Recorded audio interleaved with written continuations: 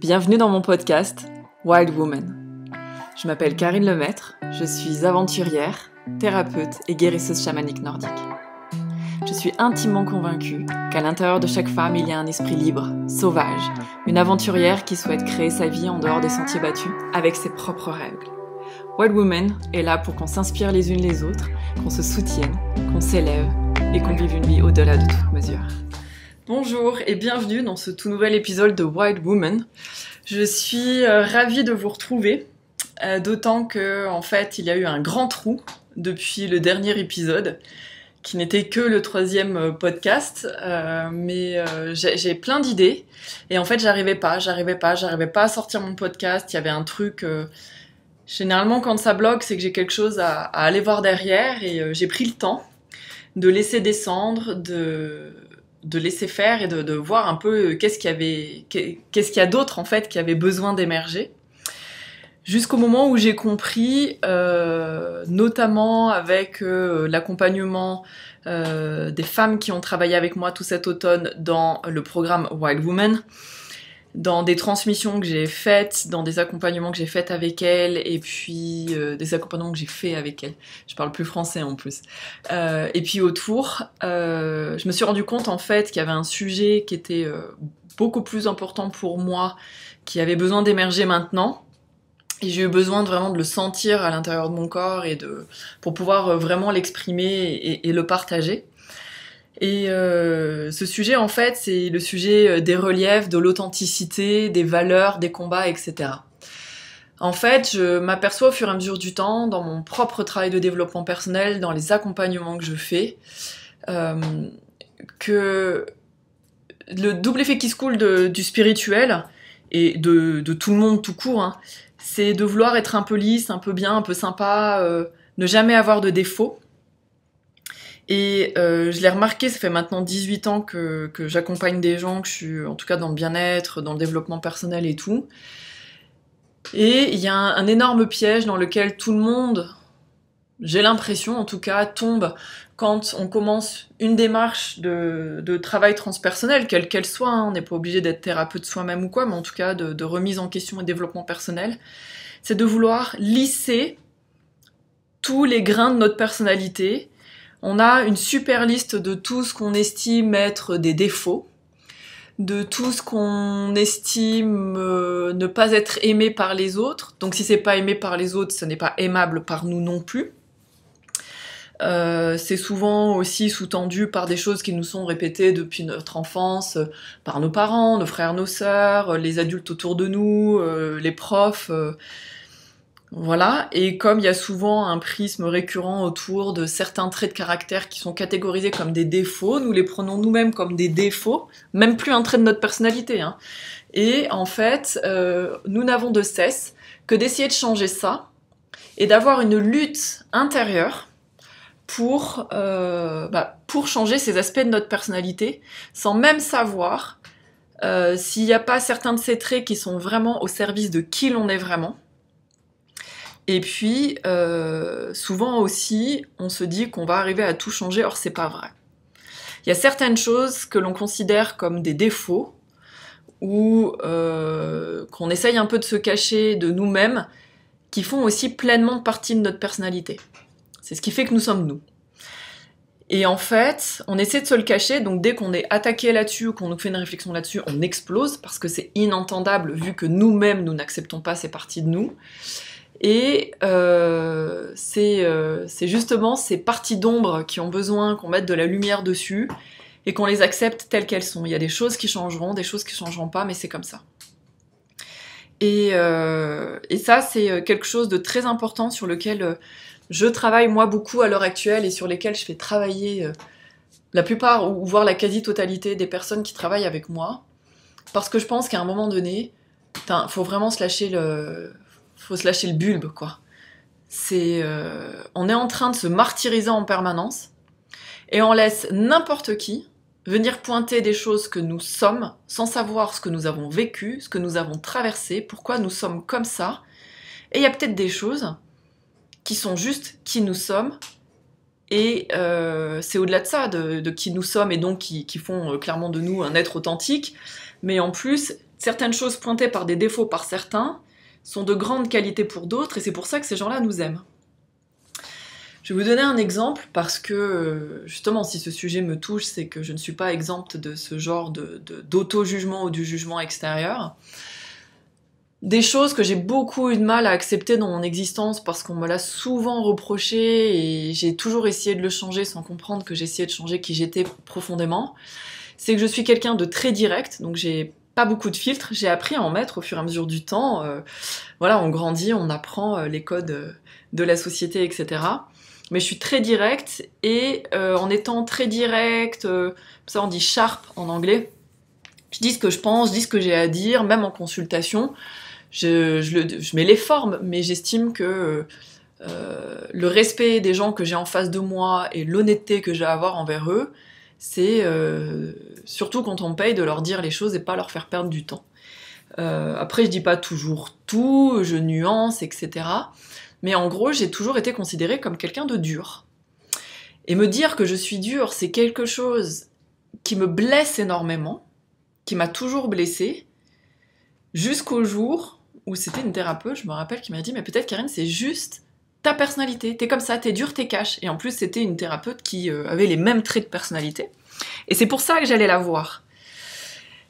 Et ce jour-là, j'ai compris que j'ai eu plusieurs personnes autour de moi qui ont essayé de changer ça chez moi, parce que c'était uniquement dû à leur propre perception.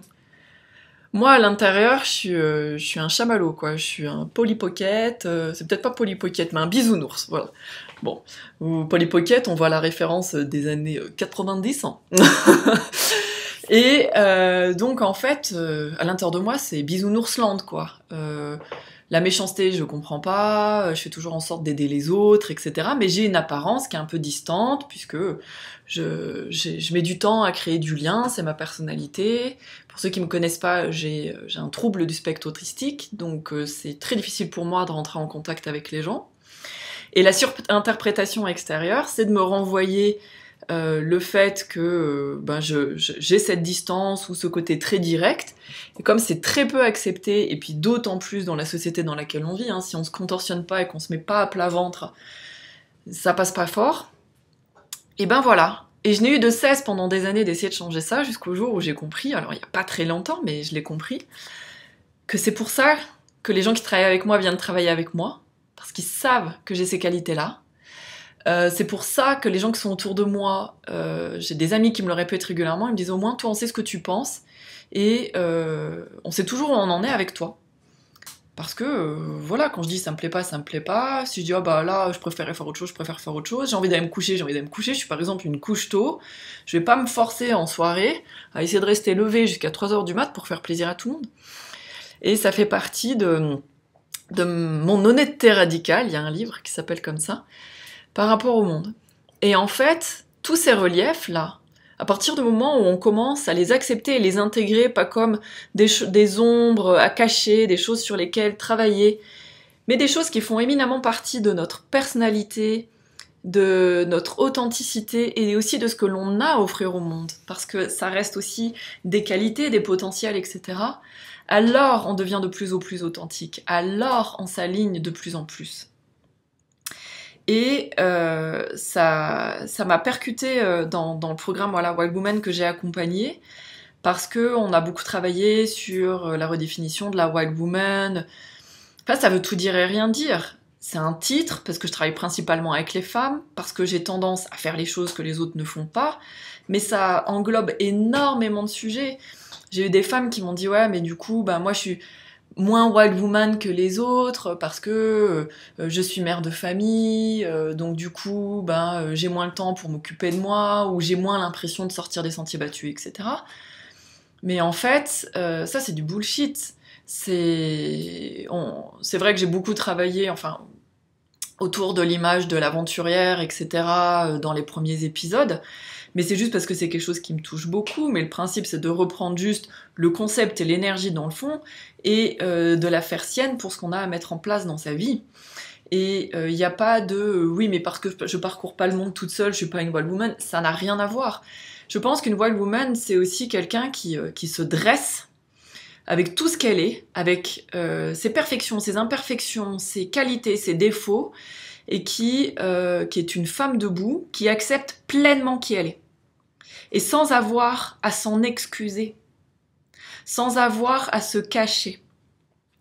Voilà, on a tous nos petits défauts. Moi, je suis hyper contrôlante, par exemple. Bon, bah, je sais que j'ai tendance à rentrer dans le contrôle par rapport à certains trucs. Bah, des fois, j'arrive, je fais, oh, ouais, bah, je suis désolée, j'ai essayé de contrôler ça. Fin de l'histoire. Plus personne peut m'atteindre en me disant ça.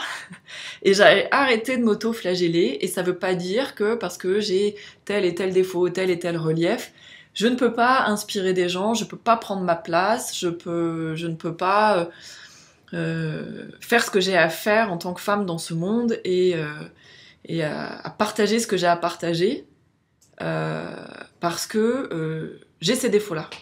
Parce qu'en fait, on dérive directement sur le syndrome de l'imposteur. Le syndrome de l'imposteur, souvent on se dit, c'est par rapport à un métier, alors dans tous les thérapies, guérisons, etc. Le syndrome de l'imposteur, c'est pléthore. Mais partout dans sa vie, quoi. Il y a des fois, c'est « oh, je me sens pas légitime d'être une femme aussi choyée par mon mari, je me sens pas légitime, ou je me sens pas une super maman, je me sens pas légitime de dire que je suis, bah tiens, on reprend le truc de la wild woman, je me sens pas légitime de dire que je suis une wild woman parce que je sors pas suffisamment des sentiers battus, parce que j'ai une vie qui est considérée par moi comme trop plan-plan parce que j'ai beaucoup de temps qui est occupé à m'occuper de mes enfants. La thématique des enfants revient régulièrement. Et pour moi, c'est non. En fait, on a chacune notre définition et c'est juste comment on se tient debout avec tout ce qu'on est, sans s'en excuser. Je sais, je me répète, mais du coup, je reviens dessus, je tourne un peu en boucle. Sans avoir à s'en excuser et à être planté dans ce que l'on considère comme étant nos valeurs et nos causes, et se lever pour ça. L'ouvrir, quand il y a à l'ouvrir, quand on a besoin de partager quelque chose, ou qu'on ressent peut-être qu'il y a une injustice, ou pour partager nos valeurs, nos combats, par exemple, moi je vais pas trop partager jusqu'à présent, mais ça va apparaître de plus en plus sur mes réseaux, etc. La cause animale est extrêmement importante pour moi. J'essaie juste de trouver le moyen d'en parler sans montrer des images dégueulasses d'animaux torturés, parce que je suis pas sûre que ce soit la façon de communiquer qui a envie d'entraîner les foules, hein. Mais voilà, c'est hyper important pour moi, et quoi qu'il arrive, je me tiendrai debout. Si je vois un animal se faire frapper, je vais aller me foutre au milieu, parce que non. Et c'est ça, en fait, à un moment donné, c'est être droite dans ses bottes, et pas se dire, oh là là, non, parce que c'est pas mon animal, non, mais les autres, les gens qui sont autour, là, ils vont penser quoi de moi si je suis en train de gueuler dans la rue parce que y a quelqu'un qui est en train de maltraiter son animal. Et c'est pareil pour tout, en fait. C'est comment je vais me tenir droite dans mes bottes, et je vais dire ma vérité, et je vais faire ma vie comme je l'entends, sans me demander ce que vont penser les gens autour. Et pour moi, l'une de mes grandes définitions de la wild woman, c'est ça. C'est d'être profondément qui l'on est sans en avoir à s'en excuser. Avec nos qualités, nos défauts, nos reliefs. C'est ce qui fait notre authenticité. Et c'est ça que le monde a besoin de vibrer. C'est pas une image toute lisse. C'est pas oh non, mais comment ça va être perçu. C'est à un moment donné, on s'en foutra jamais. Nous sommes des êtres de lien, ça nous impactera toujours. Mais c'est comment on prend de la distance et on arrête de se laisser impacter par le jugement des autres, par le nôtre, parce qu'on a fini par formater notre propre jugement en fonction de ça. Et voilà, c'est ce que j'avais à partager aujourd'hui, et je terminerai avec cette question que je vous invite à vous poser. Si le jugement des autres n'était pas important, comment vous vous comporteriez ? Qu'est-ce que vous metteriez en place dans votre vie ? Et c'est... Voilà, aujourd'hui, 23 décembre 2023, je vous pose cette question. À la fin de cette putain d'année initiatique, je crois que d'une manière ou d'une autre, on en a tous et toutes chié. On n'en chie jamais pour rien.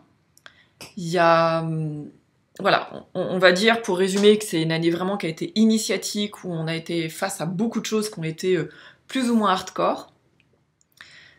Pour tomber les masques, pour aller un peu plus loin vers nous-mêmes, enfin en tout cas moi c'est ce que je ressens profondément, à vous de faire votre propre analyse de votre année. Ok, vous avez envie de continuer comme ça ? Vous avez envie de ne pas oser ? Où est-ce que vous avez envie de mettre tout ce que vous avez besoin de mettre en place dans votre vie, au moins pour 2024, maintenant par rapport à qui vous êtes vraiment, sans vous en excuser. Voilà. Partagez-moi ce que vous avez envie de mettre en place. Moi, je suis toujours friande de... Parfois, on a l'impression que voilà, à la fin d'un podcast, je pourrais vous demander de partager des choses juste parce que je veux monter mon algorithme. Alors oui, d'ailleurs, abonnez-vous, partagez, etc. Aidez-moi. Mais juste, en fait, j'ai pas envie d'être toute seule derrière mon ordi à enregistrer. J'ai envie d'avoir vos retours et qu'on soit encore tout ensemble et qu'on puisse dialoguer. Donc, partagez quelque chose, je sais pas, en dessous de mon post Instagram, en dessous de ce podcast-là, n'importe où, parce que moi, je suis toujours ravie de vous lire. Je vous souhaite une très belle journée, de très belles fêtes, et je vous dis à très vite.